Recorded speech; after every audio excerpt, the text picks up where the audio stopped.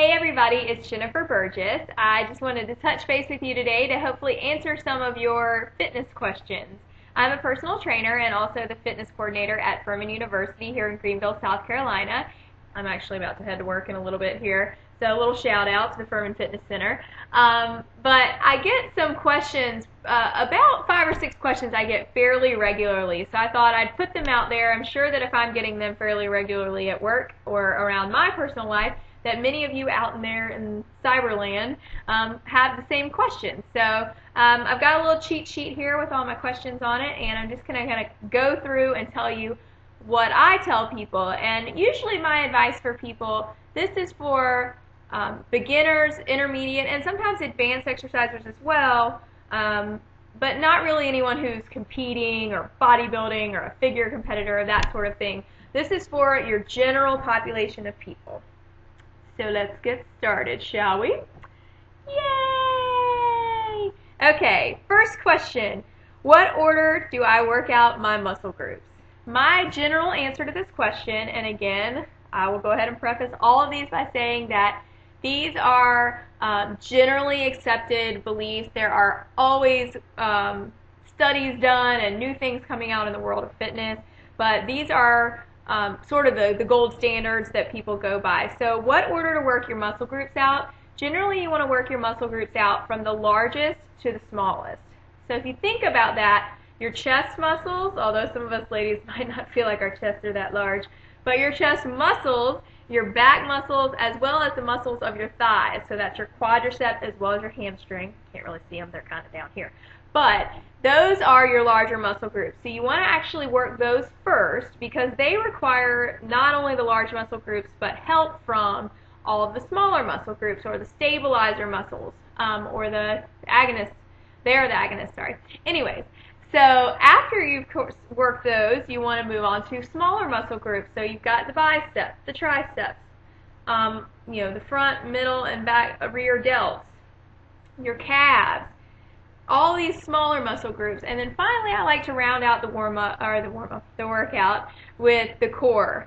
You don't really want to start out with core work because you actually need a strong core to perform all the exercises that you do in your workout, and you need a nice neutral spine and good stabilization from your core the whole time. So if you wear it out in the beginning, you might actually sacrifice a little bit of form, and we never want to do that because that can be unsafe. So the next question I have, yay, sorry, I just love doing these, is how often do I work out? Okay, the general recommendation is 3 to 5 days a week. If you are an athlete and you want to work out another 6 days a week, that's great. You do need some rest for your body. So I usually tell people to take 1 day a week where you don't have to sit on the couch all day watching football, although that's the route that my husband decided to take.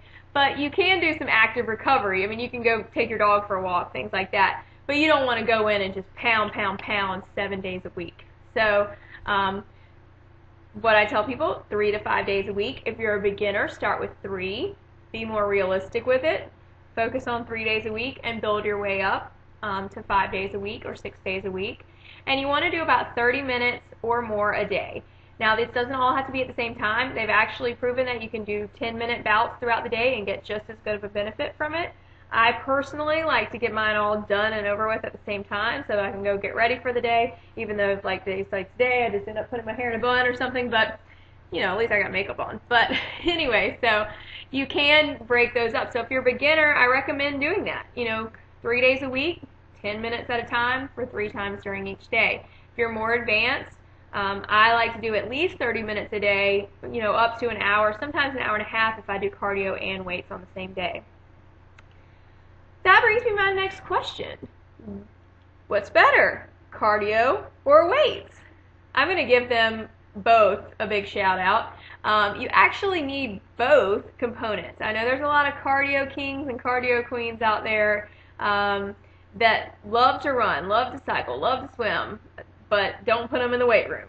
And I know there's a lot of gym rats out there that think that a treadmill is Satan's tool. So you actually do need both, though. You need the heart health and you need the muscle, because muscle actually burns fat. And it also can actually help you be a faster runner or faster cyclist. If you build up those muscles, you can get more power out of them. So The third component, though, is you need a flexibility program. So you need to actually have all three. You need cardio, you need weights, and you need flexibility. Okay, next question. I'm not going to blow off confetti. Next question is, when do I eat and what do I eat in regards to working out? That is personal preference. I can roll out of bed in the morning, throw on my workout clothes, go to the gym, or go to my living room and pop in a DVD or whatever, and I can get my workout in and do great with nothing on my stomach. There are some people that, my mom is this way, she feels nauseous if she doesn't eat something. But there's sort of a balance. You know, you got to look at, you need to eat something, if you need to eat something. I don't need to eat something, so I don't. And there's different studies. Some say it's better to eat something because you get more out of your workout. Some say it's better not to eat something because you can burn more calories or fat that way. I say go with how you feel, because it doesn't matter what the study says. If you feel nauseous or you feel weak or whatever, you need to eat something. But try to keep it to something that is lighter, not something real heavy, not something too fibrous. You don't want to be weighed down, but you want something just quick and easy. I think, just a English muffin with a little bit of peanut butter is good, or quick banana, something that gives you a quick energy. It's usually what I like to do if I am eating before I work out. Let's see. Okay, this is a fun one. How do I get rid of my belly fat? And the answer to this question is, unfortunately, not doing 500 sit-ups a day, or crunches, or whatever, planks, or whatever you want to do. Yes, it is important to do your core and your ab workouts. Very important. You can build that six-pack. However, if you have a nice insulated layer over your six-pack, that's not really going to help you out.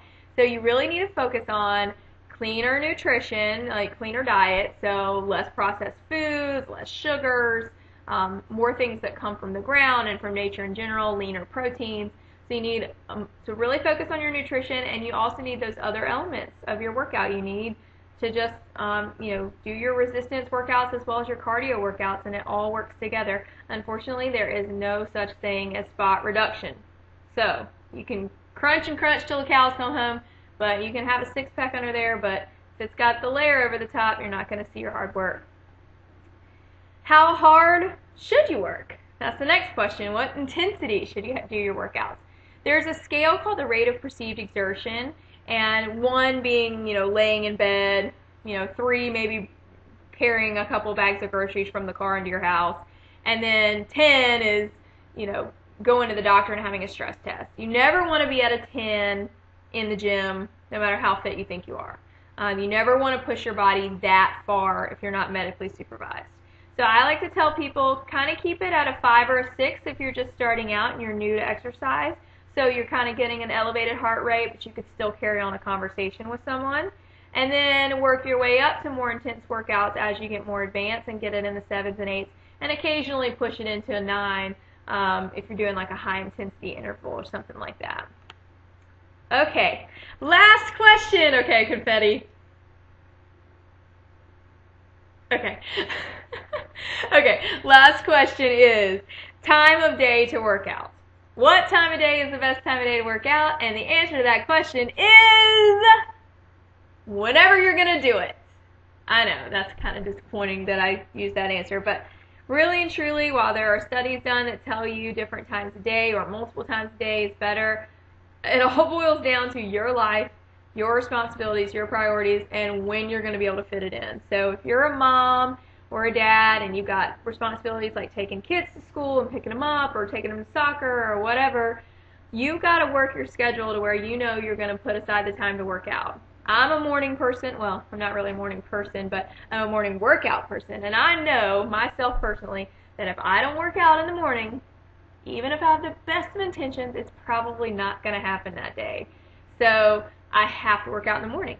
My brother is a workout at lunch kind of guy. He takes his lunch break and goes and works out. That's the only time of day that he knows he can do it.